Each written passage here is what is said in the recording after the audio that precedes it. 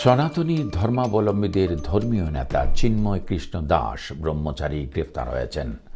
আজ সোমবার 25 নভেম্বর বিকেলে ঢাকা থেকে চট্টগ্রামে যাওয়ার সময় শাহজালাল বিমানবন্দর থেকে বাংলাদেশ পুলিশের বিশেষায়িত গোয়েন্দা শাখার সদস্যরা তাকে গ্রেফতার করে।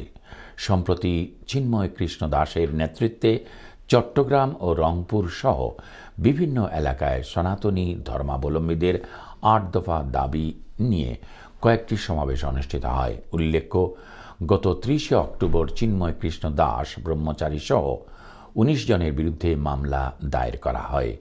মোহাম্মদ ফিরোজ খান নামে এক ব্যক্তি বাদী হয়ে চট্টগ্রাম নগরীর কোতোয়ালি থানায় মামলাটি করেন।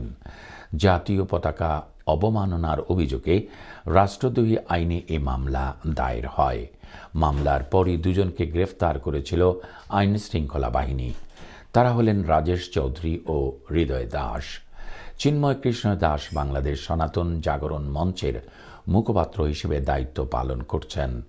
সনাতন ধর্মাবলম্বীদের কাছে তিনি চিন্ময় প্রভু নামে পরিচিত। এদিকে তাকে গ্রেফতারের প্রতিবাদে দেশের বিভিন্ন অঞ্চলে চলছে বিক্ষোভ।